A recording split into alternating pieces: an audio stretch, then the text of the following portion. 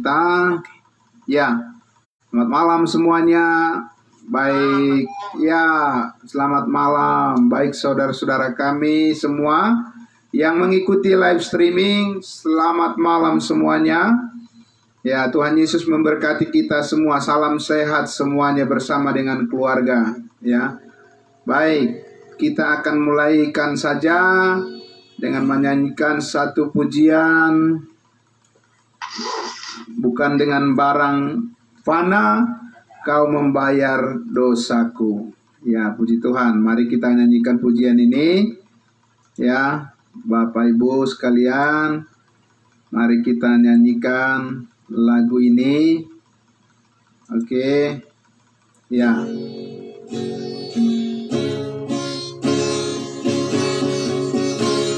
Bukan dengan barang fana kau membayar dosaku, dengan darah yang mahal, tiada noda dan celah. Bukan dengan emas perak kau menebus diriku, oleh segenap kasih dan pengorbananmu, ku telah mati dan tinggalkan jalan hidupku yang lama.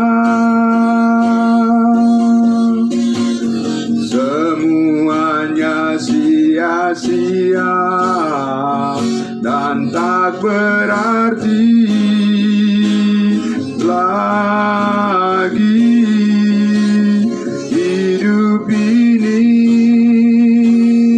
ku letakkan pada mezbah-Mu ya Tuhan.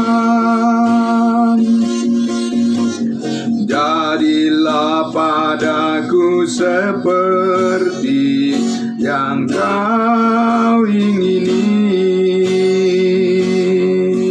Kita ulangi lagi dari awal pujian ini. Bukan dengan barang fana kau membayar dosaku, dengan darah yang mahal, tiada noda dan celah. Bukan dengan emas perak kau menebus diriku, oleh segenap kasih dan pengorbananmu, ku telah mati dan tinggalkan cara hidupku yang lama. Semuanya sia-sia dan tak berarti lagi. Hidup ini ku letakkan pada mezbah-Mu ya Tuhan. Jadilah padaku seperti yang Kau ingini. mati, ku telah mati dan tinggalkan jalan hidupku yang lama. Semuanya sia-sia dan tak berarti lagi. Hidup ini ku letakkan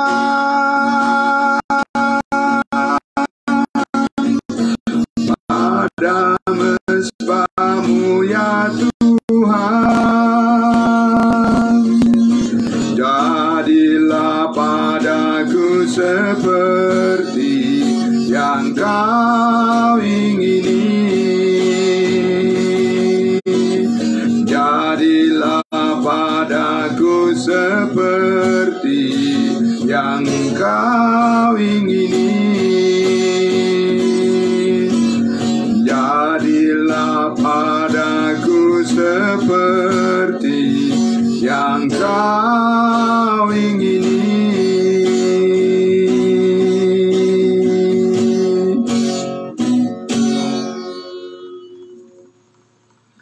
Baik, Bapak Ibu, Saudara sekalian, mari saya ajak kita semua untuk tundukkan hati kita. Mari kita berdoa.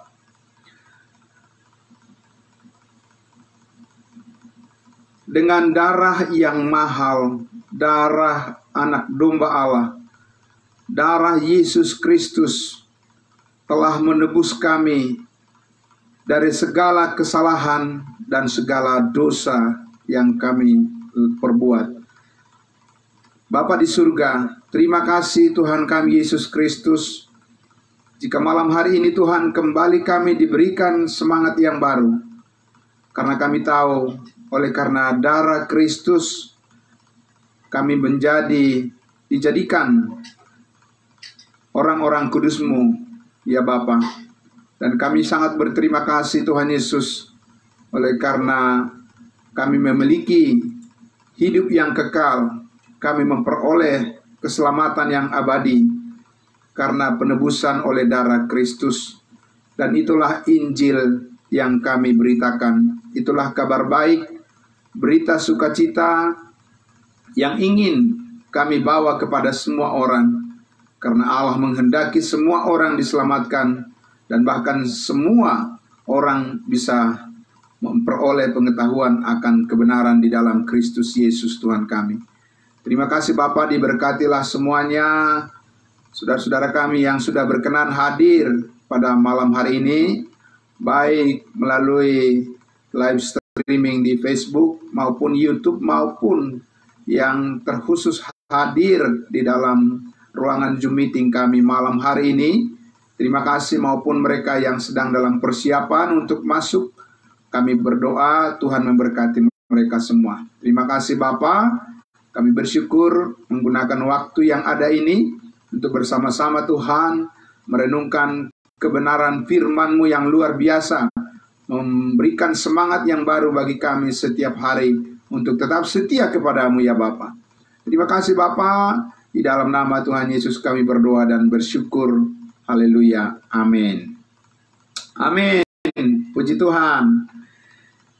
Ya, selamat malam. Salam kudus buat semuanya, saudara-saudaraku yang dikasihi Tuhan Yesus. Ya, puji Tuhan kita sehat semua ya.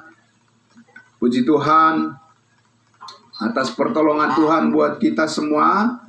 Ya, puji Tuhan, terima kasih. Kita bisa lanjutkan lagi pembelajaran kita, ya, apa yang sudah kita mulai dari topik hari Kamis yang lalu. Dan puji Tuhan, saudara kita sementara di dalam masih sedang dalam posisi berkendara, Bapak Yohanes, hati-hati di jalan Pak, luar biasa ya, puji Tuhan.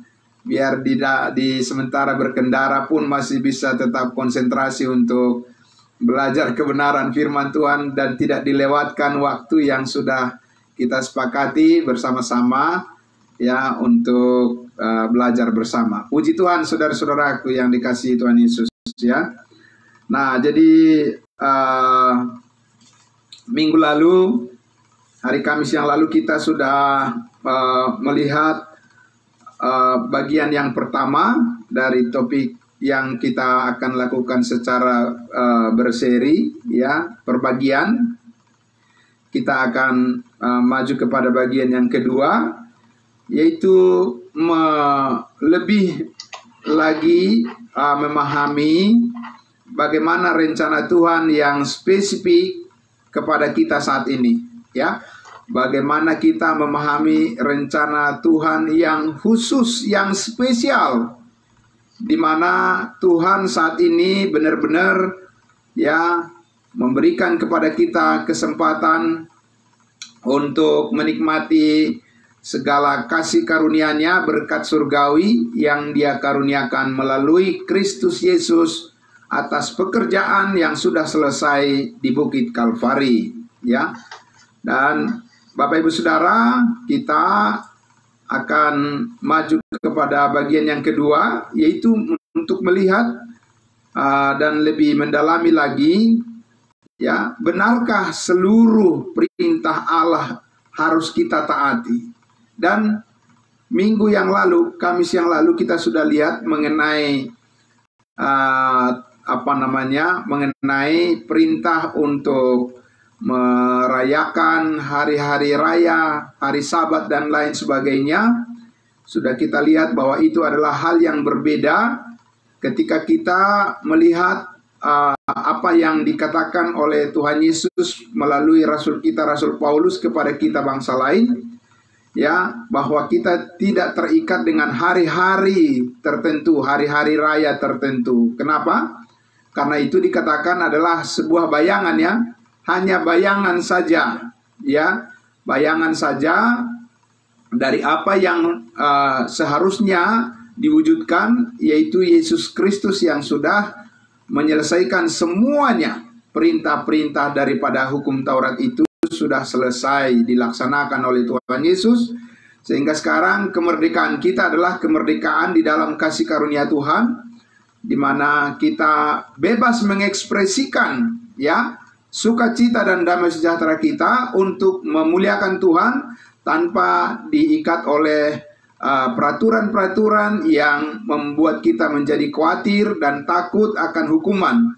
Karena Paulus katakan di Roma pasal 8, demikianlah sekarang bagi mereka yang ada di dalam Kristus Yesus ya, yang hidup di bawah pimpinan Roh Kudus, tidak ada lagi hukuman. Nah, Bapak Ibu Saudara yang dikasihi Tuhan Yesus, juga sudah kita lihat Kamis yang lalu tentang masalah makanan-makanan juga ya, bahwa kita sudah lihat kalau di dalam hukum Taurat memang diatur ya, aturan-aturan apa yang haram, apa yang tidak boleh dimakan, dan apa yang boleh, itu diatur semua. Tapi kalau kita baca ya di dalam tubuh Kristus, program tubuh Kristus saat ini, di mana Allah sudah menyatakan semuanya bahwa kita sudah sempurna di dalam Kristus, kita sudah komplit di dalam Kristus, semuanya sudah diselesaikan oleh Yesus bagi kita, sehingga kita tidak terikat lagi dengan larangan-larangan makanan seperti itu. Kalau kita makan boleh, tidak makan juga tidak boleh, dan seterusnya ya. Nah, pada malam hari ini Bapak Ibu Saudara, saya ingin mengajak kita untuk melihat lagi tentang amanat agung. Nah, ini ya, ini penting ini, tentang amanat agung. Jadi kalau ambil definisi ringkasnya, kalau namanya amanat itu adalah perintah kan? Ya, perintah ya. Kemudian agung itu adalah besar, berarti ada perintah yang besar. Mungkin kita di sini semua sudah pernah mendengar namanya amanat agung gitu, begitu ya.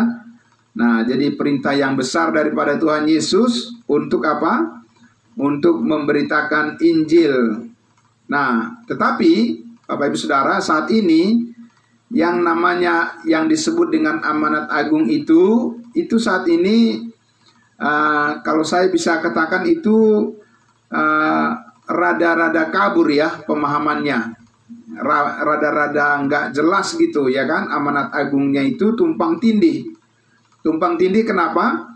Karena itu dicampur adukan antara program Allah bagi bangsa Israel, bangsa pilihan, ya, bangsa yang kudus, imamat yang rajani, ya, keturunan Abraham, Ishak dan Yakub itu dicampur adukan dengan ya tugas pemberitaan Injil atau amanat yang lebih agung yang Tuhan berikan kepada Rasul Paulus untuk kita bangsa-bangsa lain. Nanti akan kita jelaskan dalam 1-2 kali pertemuan ke depan, itu akan lebih jelas. Nanti akan kita lihat ya, bahwa kalau tidak dibedakan ya Bapak Ibu Saudara, kalau tidak dibedakan perintah Tuhan Yesus dalam hal bagaimana memberitakan Injil ini, itu nanti akan bertabrakan. Namanya tabrakan itu pasti ada yang luka, bisa terjadi seperti itu ya.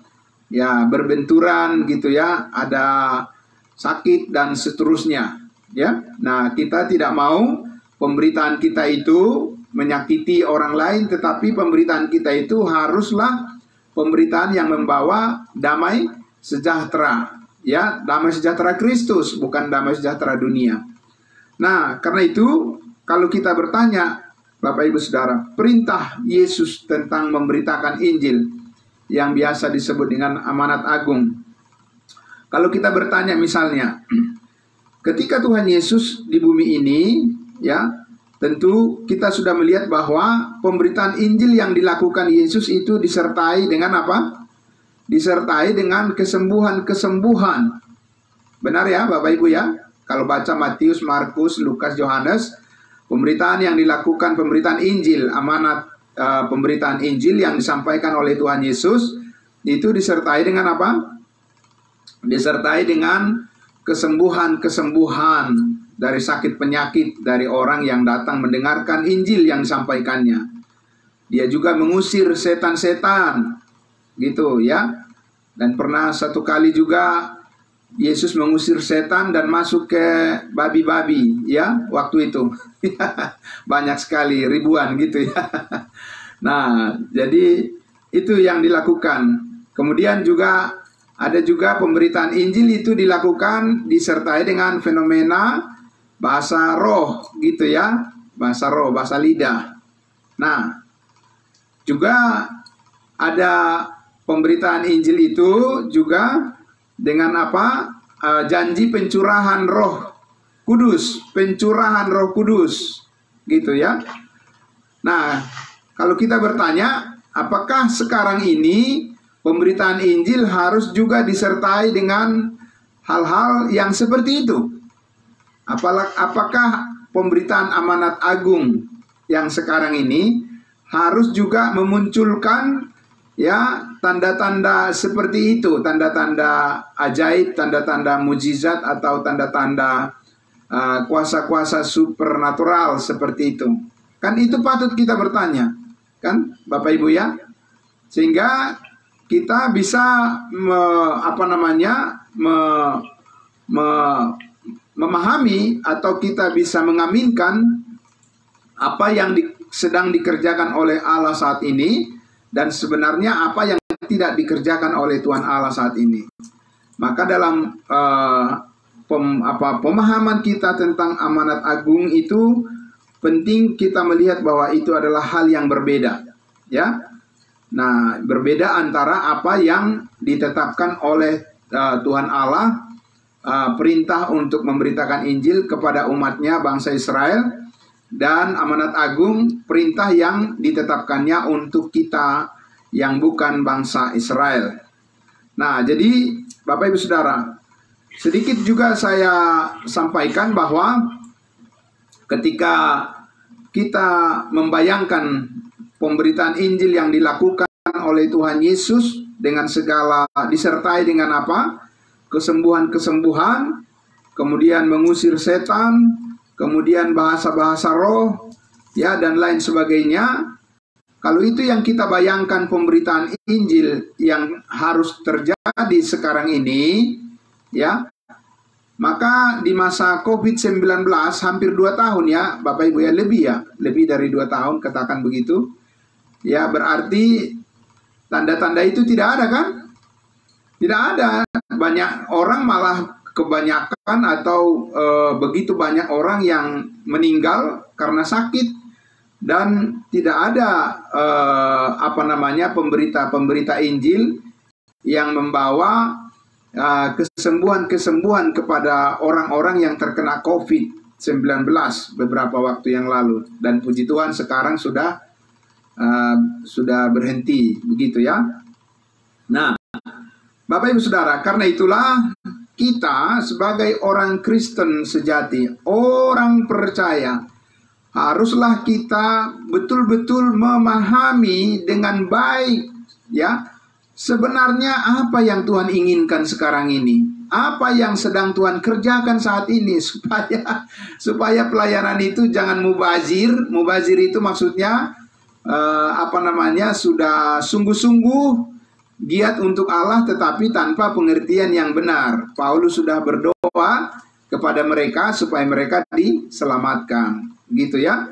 Tapi kita yang sudah diselamatkan ini tentu kita harus tahu dengan baik, dengan benar bagaimana pembedaan yang dilakukan oleh Allah terhadap amanat agung itu sendiri yang menjadi tugas yang dipercayakan oleh Tuhan kepada pertama-tama kepada umatnya bangsa Israel, dan juga dibedakan dengan kita pemberitaan Injil itu kepada bangsa-bangsa lain, ya, atau bukan Yahudi, bangsa bukan Yahudi, ya. Kalau bangsa Israel itu disebut mereka adalah bangsa yang bersunat, orang-orang bersunat, sedangkan kita bangsa-bangsa lain disebutnya adalah orang-orang yang tidak bersunat. Oke, baik, puji Tuhan, ya.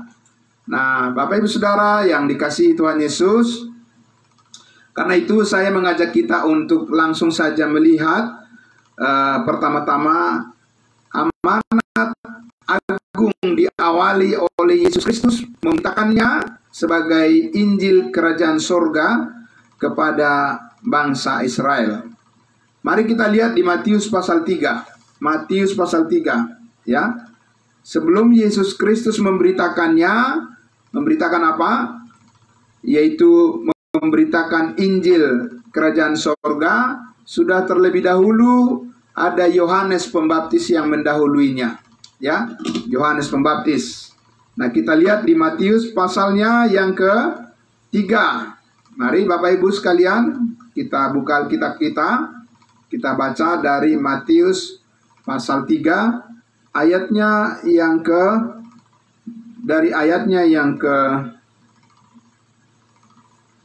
mulai dari ayat pertama. Mari, ya, sudah semua? Saya akan membaca untuk kita. Matius pasal 3. Pada waktu itu tampillah Yohanes Pembaptis di padang gurun Yudea dan memberitakan. Apa beritanya, Bapak Ibu Saudara? Beritanya adalah, ya, berita amanat agungnya adalah, Injilnya adalah apa?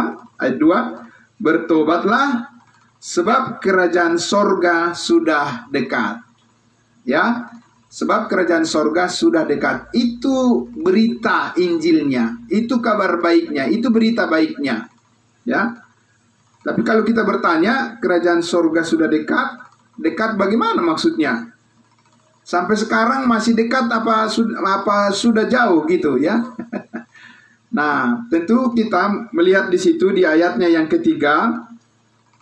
Sesungguhnya dialah yang dimaksudkan Nabi Yesaya ketika ia berkata, ada suara orang yang berseru-seru di padang gurun, persiapkanlah jalan untuk Tuhan, luruskanlah jalan baginya. Ya, jadi ini Yohanes Pembaptis mengkonfirmasi apa yang telah dinubuatkan oleh Nabi Yesaya, yaitu tentang persiapan jalan bagi Tuhan. Dan itu dilakukan pemberitaan diawali oleh Yohanes Pembaptis. Amin, ya. Nah itu Bapak Ibu Saudara. Nah jadi kita lihat lagi di ayatnya yang ke-6. Ayatnya yang ke-6. Oke. Dari ayat 5. Maka datanglah kepadanya penduduk dari mana? Penduduk dari Yerusalem. Ya, siapa di Yerusalem? Orang Yahudi. Dari seluruh Judea dan dari seluruh daerah sekitar Yordan. Ayat 6. Apa yang mereka lakukan? Lalu sambil mengaku dosanya, mereka dibaptis oleh Yohanes di mana? Di Sungai Yordan. Jadi Injil kerajaan sorga, yaitu Injil pertobatan, ya, itu harus berdampingan dengan sikap untuk mengaku dosa-dosa, ya, mengaku dosa-dosa supaya diampuni, supaya ditebus dosa-dosanya, ya, supaya dihapuskan dosa-dosanya. Mereka harus mengaku dosa. Jadi itu adalah isi daripada Injil kerajaan sorga atau Injil pertobatan. Jadi kalau kita mendengar misalnya bahwa sekarang ini bangsa-bangsa lain, bangsa bukan Yahudi, itu diselamatkan, dikatakan hanya karena iman, ya, bukan karena seperti orang Israel ini bertobat dan mengaku dosa-dosa, ya, begitu. Tapi kita diselamatkan karena kita percaya saja kepada pengorbanan Yesus Kristus yang sudah selesai. Tapi kalau orang Israel dengan Injil kerajaan, mereka harus wajib mengaku dosa-dosa mereka, ya. Nah, kemudian kita lihat di ayatnya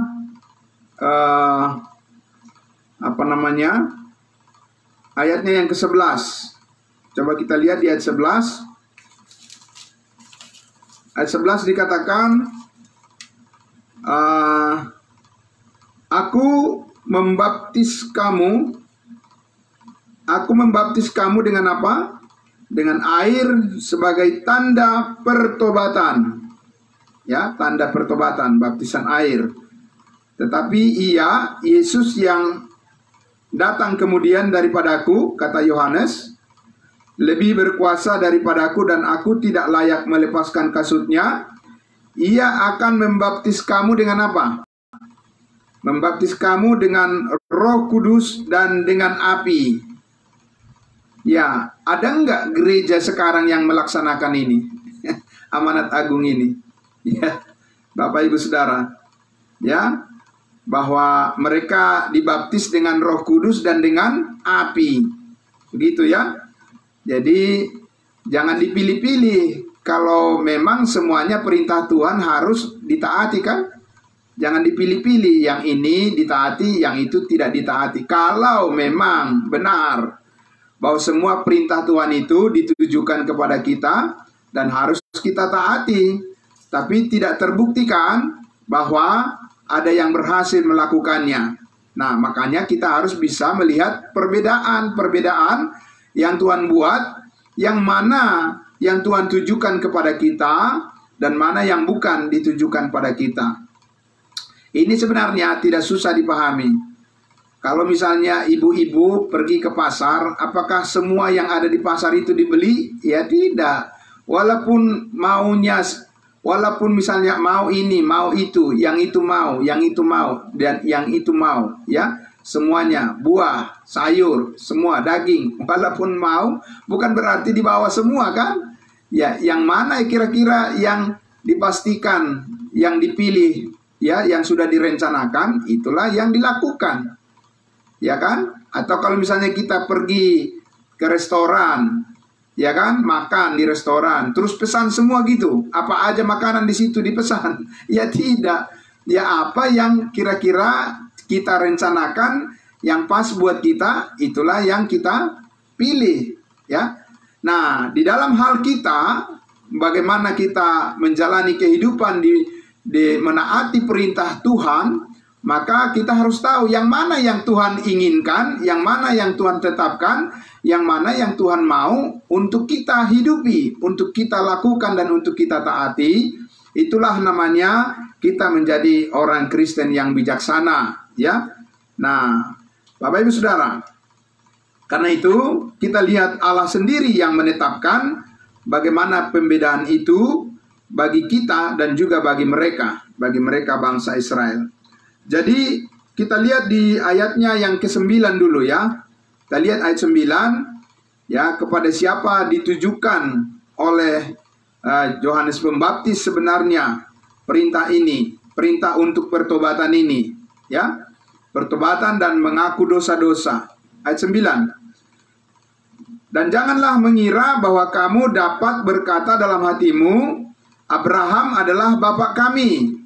Karena aku berkata kepadamu, Allah dapat menjadikan anak-anak bagi Abraham dari batu-batu ini. Jadi ini adalah perkara, ini adalah urusan dengan keturunan daripada Abraham, Ishak dan Yakub secara fisik, secara jasmani, yaitu untuk bangsa Israel. Kepada mereka, ya, Yohanes Pembaptis menyatakan dan memberitakan amanat agung, yaitu memberitakan Injil Kerajaan Sorga.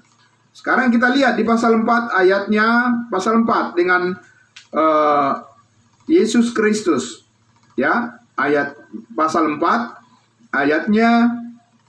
Oke, kita lihat, saya baca lagi dari ayatnya yang ke-12 ya, ayat 12. Tetapi waktu Yesus mendengar bahwa Yohanes telah ditangkap, menyingkirlah ia ke Galilea. Ia meninggalkan Nazaret dan diam di Kapernaum, di tepi danau, di daerah Zebulon dan Naftali. Ini semuanya di daerah mana ini? Ada enggak ini daerah bangsa lain? Tidak kan?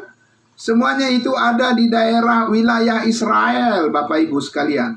Supaya kita memahami dengan baik bahwa ketika Yesus, ya, ketika Yesus melayani di dunia ini, dia bukan melayani bangsa lain. Dia bukan melayani bangsa non-Yahudi, tidak. Dia melayani umatnya bangsa Israel.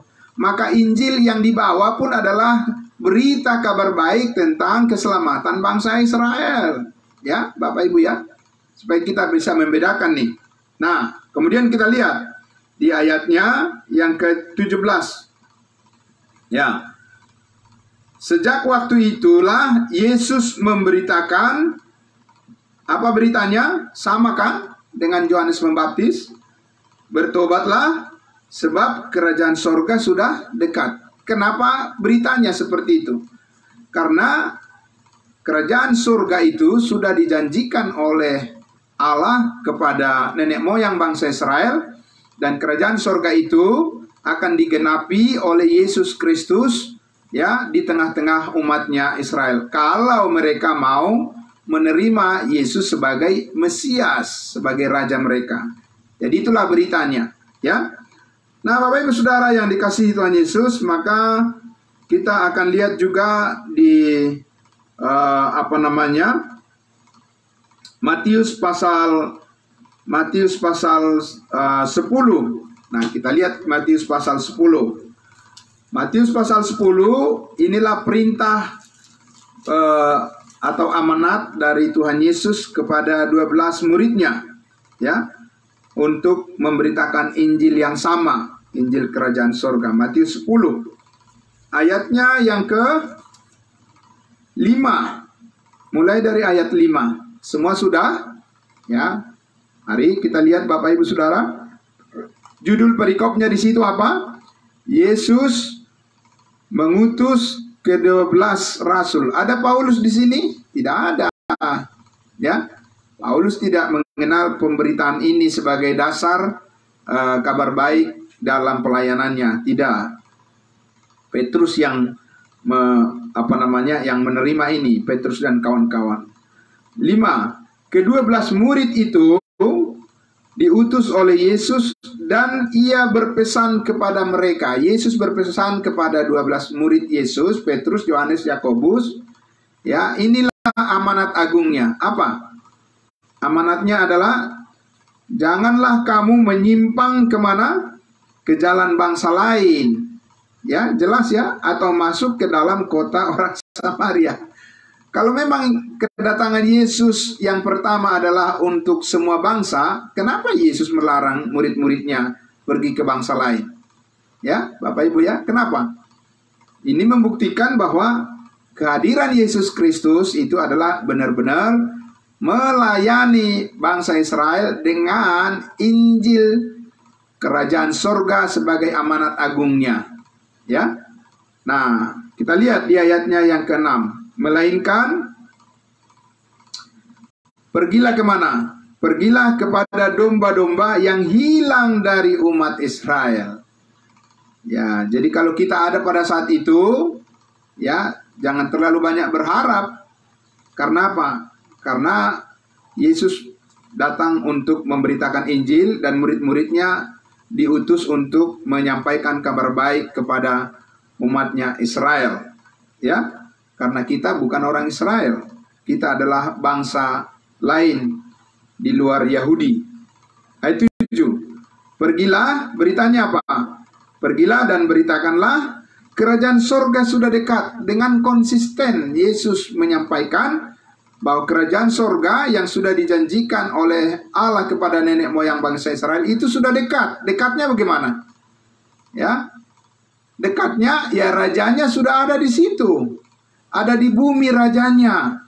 Jadi kalau mereka menerima pemberitaan Injil yang disampaikan Yesus Kristus, ya, maka kerajaan itu akan didirikan di tengah-tengah bangsa Israel. Sayangnya mereka tidak menerima, bukan? Dan inilah yang terjadi. Ayat 8. Kalau Injil kerajaan sorga diberitakan. Apa itu? Ayat 8. Sembuhkanlah orang sakit, bangkitkanlah orang mati, tahirkanlah orang kusta, usirlah setan-setan. Ya, kamu telah memperolehnya dengan cuma-cuma, karena itu berikanlah pula dengan cuma-cuma. Apa? Penyembuhan, ya kan, dengan cuma-cuma. Jangan kumpul persembahan. Kalau melakukan penyembuhan, ya jangan bagi-bagikan amplop supaya nanti diisi lalu diserahkan ke panitia. Nggak boleh. Karena apa? Karena ini adalah pemberitaan yang harus disampaikan dengan apa? Dengan cuma-cuma. Kan begitu ya? Nah, sembuhkanlah orang-orang sakit, bangkitkanlah orang mati, tahirkanlah orang kusta, usirlah setan-setan, dan seterusnya. Apakah ini yang akan kita lakukan ketika kita memberitakan Injil saat ini, Bapak Ibu Saudara? Atau adakah gereja yang melakukan benar-benar perintah Tuhan ini sekarang ini? Saya sudah sampaikan tadi. Kalau ada yang benar-benar melakukan, itu sudah terjadi pada COVID-19 kemarin. Tapi itu tidak ada. Kenapa? Karena itu namanya pembohongan kepada umat. Ya kan? Itu namanya pembohongan kepada umat, ya kan? Pada saat orang membutuhkan, orang-orang yang bersuara keras bahwa dia punya karunia-karunia penyembuhan, itu malah ngumpet, pergi, ya kan? Bersembunyi, takut kepada corona juga mereka. Ya. Nah, kenapa Bapak Ibu Saudara? Karena dia salah mengambil berita Injilnya. Yang dipakai adalah Injil kerajaan sorga yang untuk orang Israel. Ya, dia tidak mengenal Injil kasih karunia Allah yang Tuhan karuniakan saat ini khusus kepada bangsa-bangsa lain, ya, yang dinyatakan oleh Yesus Kristus yang sudah bangkit dan naik ke surga dan dimuliakan. Ya, bahwa saat ini Tuhan Tuhan fokus kepada penyelamatan jiwa-jiwa. Ya. Jadi kalau jiwa diselamatkan, Bapak Ibu Saudara, setiap orang mengalami keselamatan hidup kekal oleh kasih karunia Allah, ya kan, mau corona, ya, mau apa, sakit penyakit apapun yang terjadi, ya kita tahu, kalau memang kita harus pergi pulang dari dunia ini, kita tahu kita sudah pasti diselamatkan dan kembali ke Bapa di surga. Amin. Jadi kita tidak akan menjadi itu tidak menjadikan kita menjadi ketakutan di dunia ini hanya karena sakit penyakit, bukan? Ya, memang kita harus memohon kepada Tuhan supaya kita diberikan kesembuhan. Tetapi seperti Paulus katakan, Yesus berkata bahwa cukuplah kasih karuniaku bagimu. Amin. Kasih karunia Tuhan tetap lebih daripada apa yang kita mohonkan kepadanya, karena Tuhan Yesuslah yang menentukan yang terbaik lebih daripada apa yang kita pikirkan dan yang kita doakan. Jadi Bapak Ibu Saudara, kembali lagi ke Matius pasal 10 ini, ya. Kita lihat di ayatnya yang ke-9. Ayatnya ke-9. Bagaimana caranya memberitakan Injil? Ayat 9. Janganlah kamu membawa apa? Jangan kamu membawa emas atau perak atau tembaga dalam ikat pinggangmu. Dan ayat 10, janganlah kamu membawa bekal dalam perjalanan. Ada enggak sih gereja sekarang yang melakukan ini sebagai amanat agung? Nggak ada, ya kan? Masa dia mau pergi memberitakan Injil tanpa ada bekalnya? Nggak ada itu, ya kan? Nggak mungkin. Bisa diusir dia kalau dia naik kendaraan, nggak kasih ongkos kan? Iya. Tapi kalau Yesus ada di bumi ini, ketika dia mengutus umatnya memberitakan Injil Kerajaan Sorga, Yesus memperlengkapi dengan segala mujizat, ya. Makanya di situ kita lihat Yesus berkata, tidak usah bawa bekal dalam perjalanan. Bahkan jangan kamu membawa apa? Jangan kamu membawa baju 2 helai, kasut atau tongkat, sebab seorang pekerja patut mendapatkan upahnya. Dari mana kita tahu bahwa Yesus bisa melakukan itu, Bapak Ibu Saudara?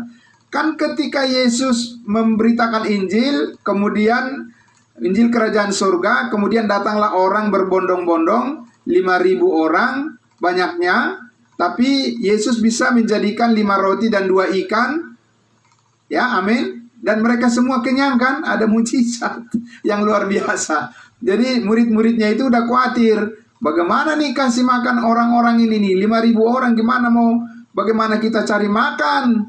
Udah buat mereka, tanggung jawab kita bagaimana nih, kata murid-muridnya. Yesus bilang, nggak usah kamu khawatir, tenang aja.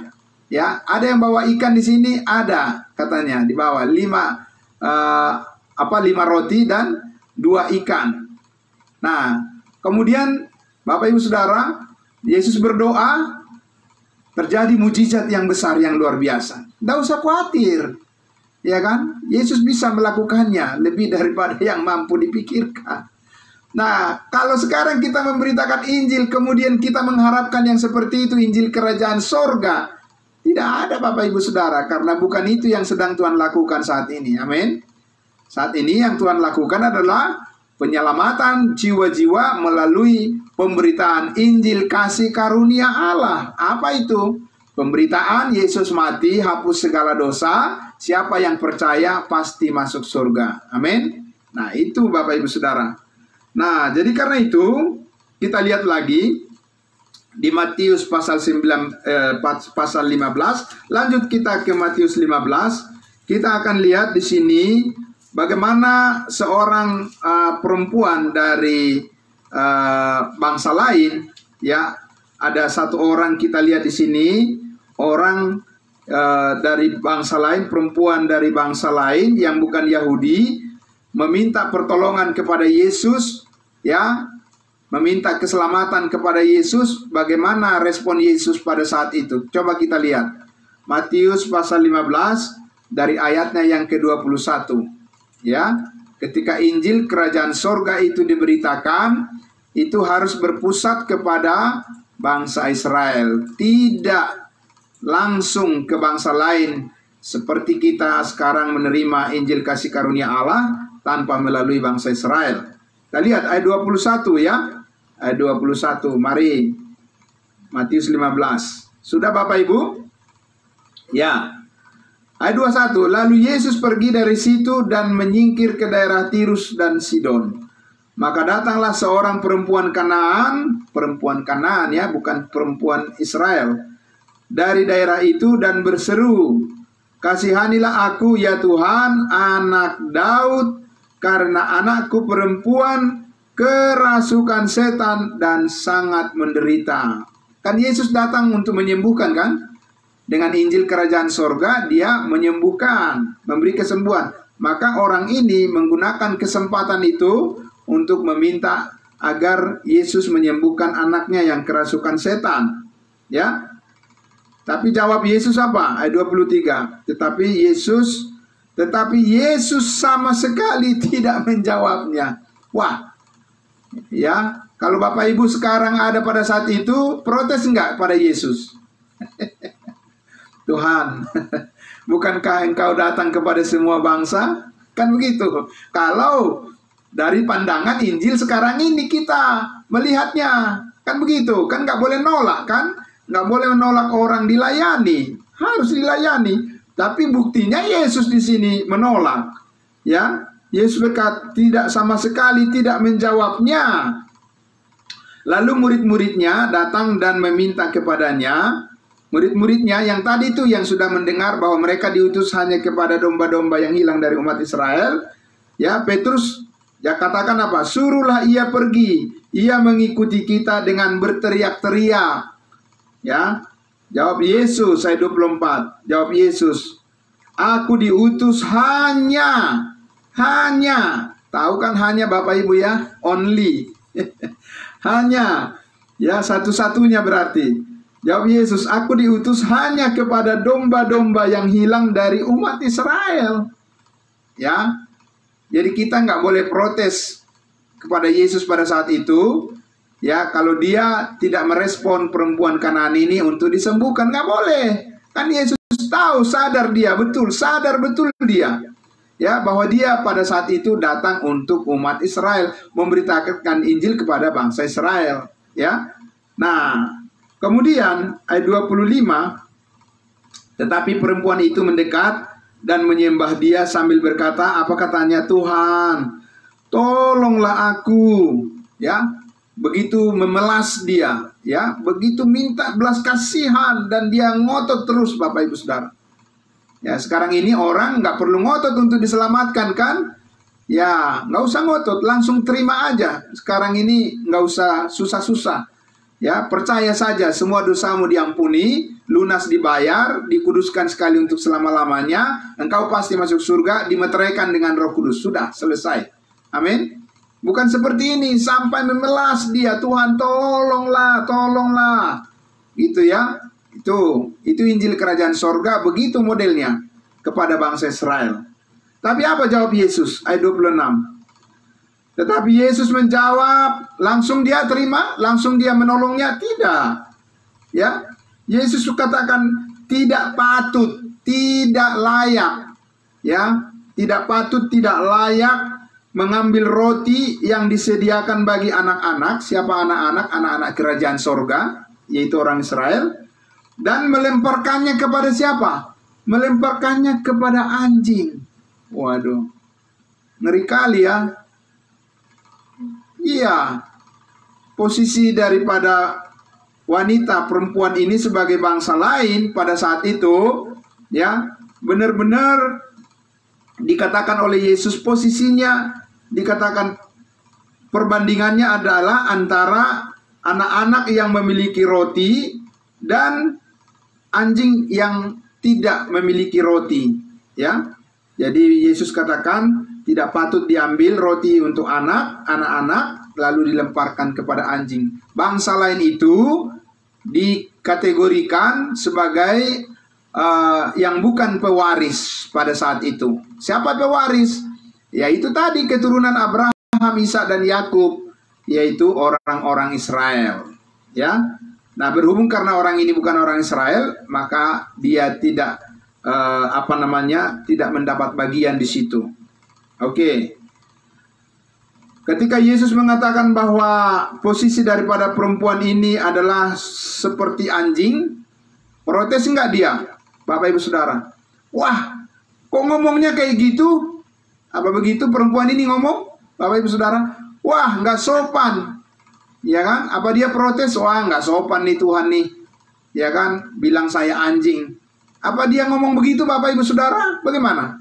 Dia terima. Dia bilang apa? Kata perempuan itu apa? Benar Tuhan. Benar apa? Benar posisinya adalah sebagai anjing pada saat itu, bukan anak-anak. Ya kan, dia terima itu. Ya, karena memang kenyataannya begitu. Dia tahu harus orang Israel lebih dulu ya mendapatkan seluruh berkat kerajaan sorga itu, barulah bangsa Israel pergi ke bangsa-bangsa lain untuk membawa Injil kerajaan sorga ya, supaya menjadi berkat bagi semua bangsa, berkat Abraham itu. Ya kan, Tuhan berjanji kepada Abraham, melalui engkau semua bangsa di bumi akan beroleh berkat. Ya, itu. Nah, kita lihat di situ di ayat 27, kata perempuan itu, benar Tuhan, namun anjing itu makan remah-remah yang jatuh dari meja tuannya, hanya remah-remah. Apa seperti itu Injil yang kita beritakan sekarang ini, remah-remah bagi bangsa lain? Tidak. Kita menerima seluruh berkat surgawi di dalam Kristus Yesus. Seluruh berlimpah-limpah di dalam Kristus kita menerimanya. Ya, amin sekarang ya Bapak Ibu ya. Nah, itu bedanya.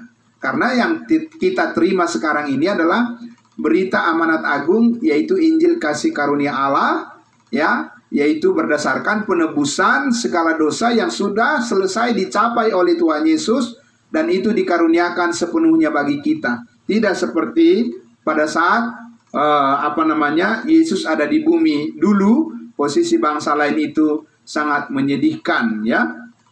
Nah, karena itu di ayat 28 dikatakan, maka Yesus menjawab dan berkata kepadanya, hai ibu, ya, atau hai wanita, hai perempuan, gitu ya, besar imanmu, besar imanmu. Ya, dia terus mendesak soalnya, ya, mendesak supaya Tuhan berkati dia. Maka jadilah kepadamu seperti yang kau kehendaki, dan seketika itu juga anaknya sembuh.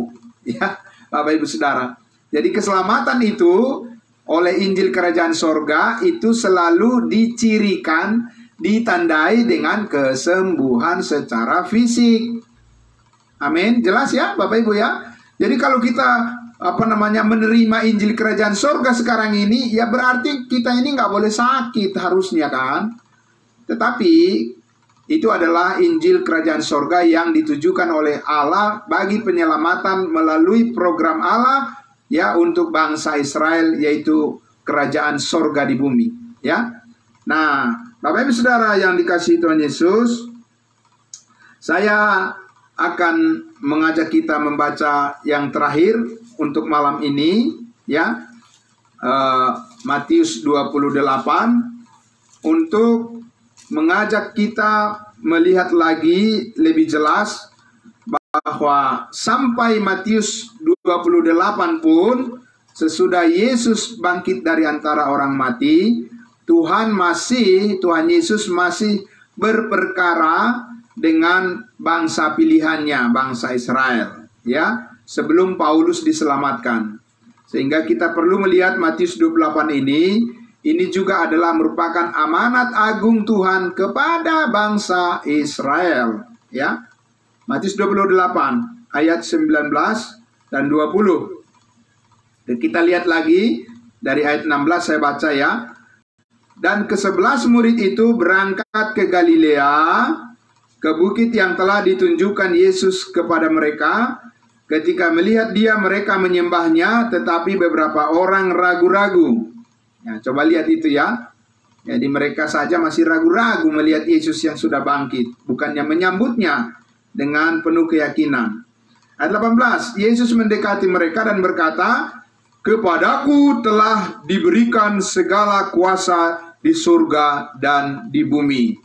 Itu ya. Itu yang Yesus katakan pada mereka. Karena itu, 19, karena itu pergilah, jadikanlah semua bangsa muridku, dan baptislah mereka dalam nama Bapa dan Anak dan Roh Kudus. 20, dan ajarlah mereka melakukan segala sesuatu yang telah kuperintahkan kepadamu. Melakukan segala sesuatu yang telah diperintahkan Tuhan kepada 12 murid.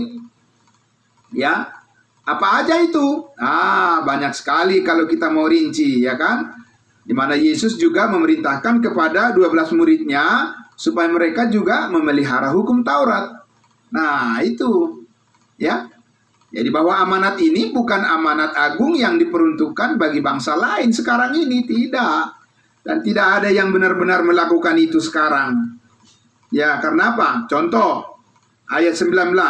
Karena itu pergilah, jadikanlah semua bangsa muridku dan baptislah mereka. Pakai baptisan apa? Baptisan air, pakai baptisan percik apa baptisan selam? Ya kan? Nggak ada yang benar-benar melakukan ini sekarang ini. Ya, Bapak Ibu Saudara, ya. Nah, kenapa? Karena ini adalah memang terusan kelanjutan daripada Injil kerajaan surga bagi bangsa Israel, dan kita tahu sekarang bangsa Israel sedang jatuh. Jadi tidak mungkin amanat agung ini bisa dipenuhi sekarang ini. Ya. Nah, ajarlah mereka melakukan segala sesuatu yang diperintahkan Tuhan kepada murid-muridnya. Yang diperintahkan Tuhan Yesus adalah supaya murid-murid Yesus itu melakukan memelihara hukum Taurat, ya, hari Sabat dan seterusnya, sesuai dengan peraturan daripada hukum Taurat bagi bangsa Israel, tidak bisa lepas itu. Dan ketahuilah aku menyertai kamu senantiasa sampai pada akhir zaman. Oke. Nah, Bapak Ibu Saudara, saya akan mengajak kita minggu depan untuk melihat bahwa bagaimana kita tahu bahwa amanat agung ini tidak bisa dilakukan saat ini oleh gereja-gereja. Ya, tadi sudah saya katakan, karena memang amanat ini adalah kelanjutan daripada perintah Yesus kepada 12 muridnya untuk memberitakan Injil Kerajaan Sorga bagi bangsa Israel. Tapi di sini dikatakan, pergilah, ya, jadikanlah semua bangsa muridku, semua bangsa. Tapi pertanyaannya, berhasil apa tidak Petrus, Yohanes, dan Yakobus dan yang lain pergi ke bangsa-bangsa lain? Ataukah Paulus yang berhasil ke bangsa-bangsa lain? Nah, itu pertanyaannya. Ya.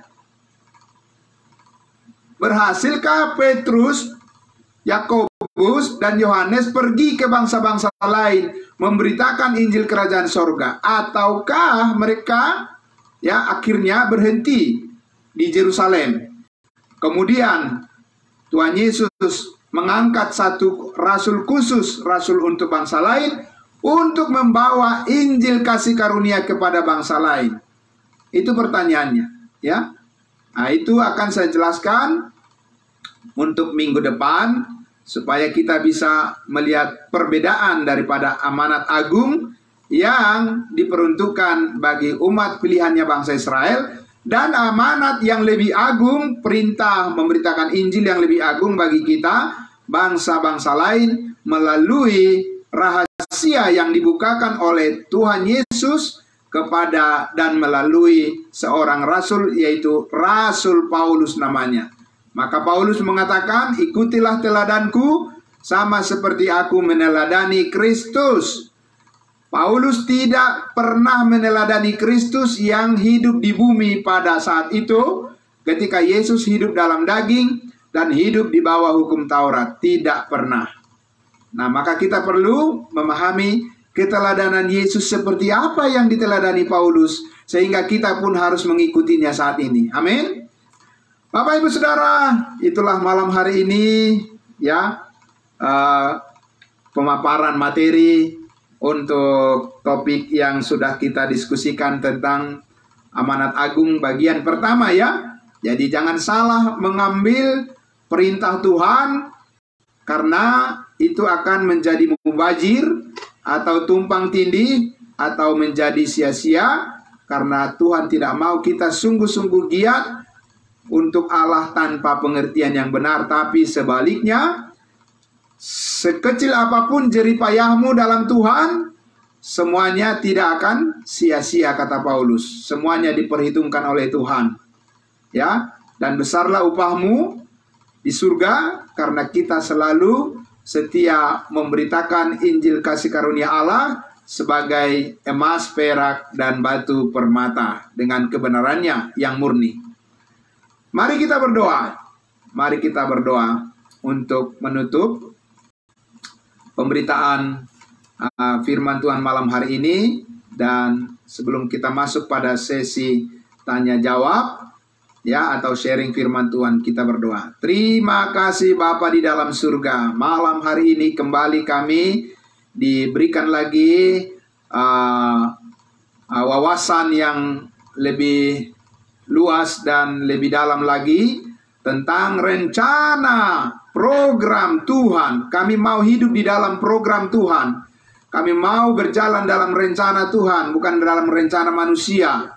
Karena rencana Tuhan ada satu rencana yang merupakan rahasia yang dibukakan bagi kami, yang merupakan sumber sukacita damai sejahtera kami, dan merupakan kebahagiaan kami Tuhan untuk selama-lamanya bersama Yesus Kristus. Ketikapun kami menghadapi tantangan, permasalahan, apapun, ya, segala kesulitan yang kami hadapi di dunia ini, tapi kami tahu kami sedang berjalan di dalam program Tuhan, di dalam rencana Tuhan yang terindah, bahwa Tuhan membawa kami kepada seluruh rencanamu yang Engkau telah siapkan di dalam Kristus Yesus. Pengenalan kami akan Yesus Tuhan kami, Kristus yang sudah bangkit dari antara orang mati dan menjadikan kami sebagai anggota tubuhmu, akan membuat kami semua begitu terpesona ketika kami melihat kehidupan yang surgawi itu. Itulah